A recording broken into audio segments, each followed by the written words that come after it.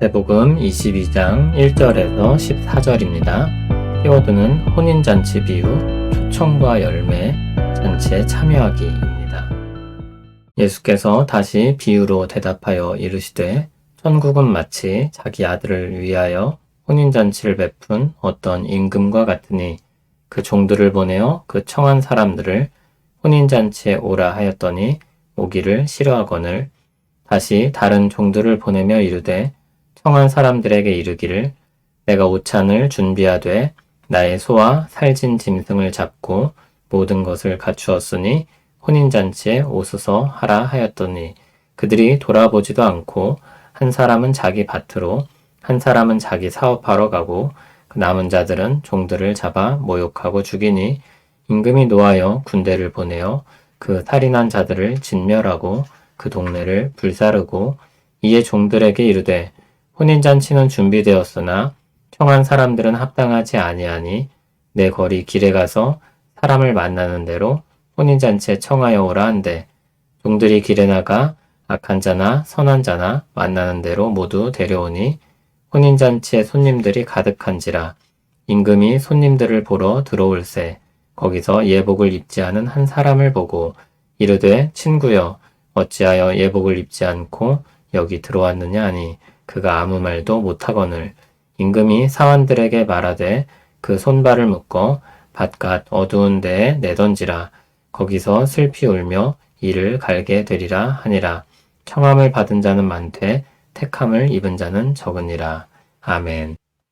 예수님께서 또 다른 비유를 들려주십니다. 천국이 자기 아들을 위해 혼인잔치를 베푼 어떤 임금과 같다고 했습니다. 혼인잔치를 위해 종들을 보내고 사람들을 초청합니다.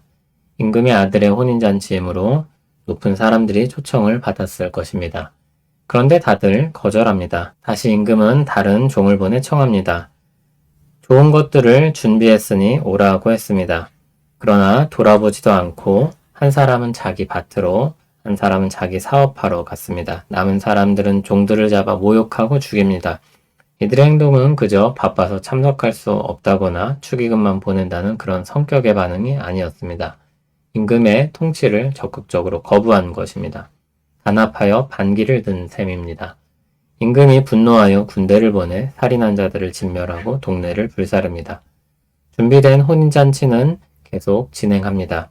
다만 이제 초청이 무산되었으니 다른 사람들을 불러 모읍니다. 사람들을 거리로 보냅니다. 길에서 사람들을 만나는 대로 청하여 오게 합니다. 종들이 악한 자나 선한 자나 만나는 모든 사람을 데려왔습니다. 그리고 잔치가 진행이 됩니다. 임금이 온 사람들을 보니 예복을 입지 않고 온 사람이 있습니다. 예복은 특별한 날에 입는 깨끗한 옷이었고 더러운 옷을 입고 오는 것은 주인에 대한 모욕이었습니다. 그들은 청함을 받아 잔치에 참여하긴 했지만 그저 그 자리에 앉아 있을 뿐 진정 손님이라고 할 만한 사람은 아니었습니다. 결국 그는 쫓겨나게 됩니다. 청함을 받은 자가 많지만 택함을 받지 못한 자가 많음을 보여줍니다. 천국으로 많은 사람들이 초청을 받습니다. 복음이 사람들에게 전해집니다. 하나님 가까이 있는 것처럼 보였던 사람들이 이미 너무 멀리 떠나서 아예 돌아서 있습니다. 하나님은 천국 복음을 온 세상에 전하게 하셔서 많은 사람들을 교회로 불러 모으십니다. 그런데 우리가 경험하듯 보이는 교회 안에는 복음에 합당한 열매가 없는 사람도 있습니다. 복음의 초청을 받았지만 합당한 삶의 변화 없이 참여하는 사람들이 있습니다. 이에 대한 잘못된 접근과 적용은 보이는 교회에 합당한 열매가 없는 사람들을 찾는 것입니다. 그러나 주님은 가라지를 뽑다가 다른 곡식이 다치지 않도록 가만두라고 했습니다. 판단과 심판은 하나님께서 때가 되면 어김없이 하실 것입니다. 또 다른 잘못된 접근과 적용은 나 자신의 부족함에 지나치게 초점을 맞춰 자책감에 사로잡히는 것입니다. 더 나아가 쫓겨날 두려움에 휩싸이는 것입니다. 그러나 이 말씀은 그런 가르침을 주고 있지 않습니다. 초청을 받고 왔으나 열매를 통해 자신이 하나님과 상관없는 사람임을 드러내고 안타까운 결말에 이르는 사람이 있다는 것입니다. 내가 그 사람인가 걱정과 근심에 쌓일 필요는 없습니다. 바른 접근과 적용은 이것입니다. 주님이 은혜로 우리를 불러 모으셨으니 감사하며 천국 잔치의 기쁨으로 참여하는 것입니다.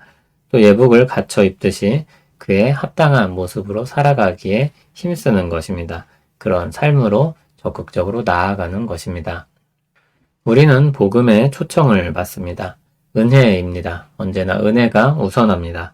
그러면 우리는 복음에 응답합니다. 믿음으로 응답합니다. 마치 초청을 받아 혼인잔치에 갈 때 옷을 준비하고 차려입는 것과 같습니다. 이 믿음의 또 다른 이름은 헌신입니다. 또 다른 이름은 열매입니다. 믿음은 서류에 한번 사인하고 마는 것이 아닙니다. 믿음으로 고백하고 그 출발점으로부터 하나님과 더불어 사는 것입니다.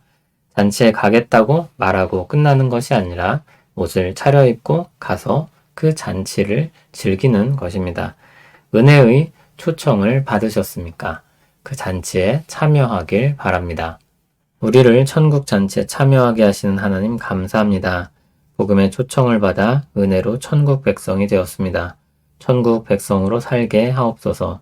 수많은 거짓된 말들과 사상들로부터 지켜주시고 건전한 신앙, 건전한 마음을 허락하여 주시옵소서. 하나님을 더욱 사랑하고 이웃을 사랑하는 주님과 같은 마음을 주시옵소서. 예수님 이름으로 기도합니다. 아멘.